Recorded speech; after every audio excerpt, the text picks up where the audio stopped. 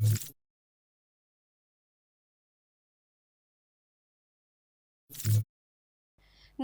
હું છું પ્રિયા અને તમે જોઈ રહ્યા છો જનતા કી જાણકારી ન્યૂઝ। નજર કરીએ આજના સમાચારો। ધ્રાંગધ્રા શહેરની સુથાર શેરીમાં દરજીની વાડી પાસે એક રહેણાંક મકાનમાં આગ લાગવાના બનાવમાં નવો જ કિસ્સો સામે આવ્યો છે, જેમાં ફરિયાદી અફઝલ કોરડિયાની અરજી આધારે પોલીસની ઝીણવટવાળી તપાસ બાદ રિયાઝ મંડલી અને અરમાન મકરાણી નામના બે શખ્સોની મકાનમાં આગ લગાવવાના ગુના હેઠળ ધરપકડ કરાઈ છે। રહેણાંક મકાનમાં આગ લાગવાથી જૂનવાણી લાકડાના બાંધકામના લીધે ઘરવખરી બળીને ખાખ થઈ હતી, જેમાં મકાનમાં રહેતા અફઝલ કોરડિયા દ્વારા બે શકમંદો વિરુદ્ધ પોલીસનું ધ્યાન દોર્યું હતું, જેમાં પોલીસ તપાસ કરી રહી હતી।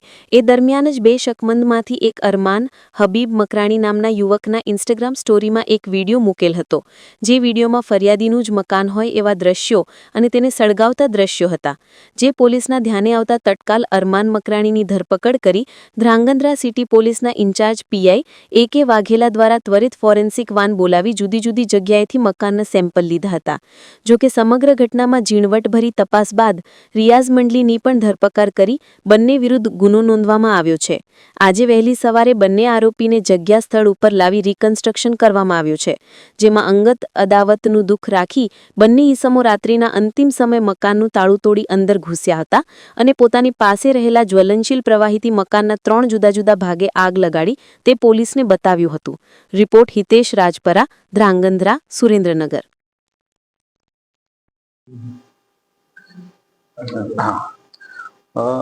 ગઈ તારીખ 11/11/2025 ના રોજ સવારે આશરે 3:30 થી 4 વાગ્યાના સુધીમાં કોઈ પણ સમયે ધ્રાંગધ્રા સુથાર શેરી ખાતે આગ અકસ્માત મકાનમાં આગ અકસ્માતનો બનાવ બને, જેમાં અફઝલભાઈ રહીમભાઈ પોપટભાઈ કોરડિયા તેઓનું મકાન હતું અને તે મકાનમાં આગ લાગેલ, જે બાબતે ફાયર બ્રિગેડ દ્વારા આગ ઓલવવામાં આવેલ તેમજ તેઓની રજૂઆત આધારે પ્રથમ જાણવાજોગ દાખલ કરવામાં આવેલ। આગ અકસ્માતની જાણવાજોગ દાખલ કરવામાં આવેલ, ત્યારબાદ જાણવાજોગની તપાસ દરમિયાન એવું જાણવા મળેલ કે આ આગ અરમાન હબીબભાઈ મકરાણી તેમજ રિયાઝ મોહમ્મદભાઈ મંડલી બંને રહે ફૂલ ગલી ધ્રાંગધ્રા વાળાને આ અફઝલભાઈ રહીમભાઈ સાથે કોઈ જૂની અંગત અદાવત બોલાચાલી થયેલ હતી, તેના આધારે તેઓના ઘરના નુકસાન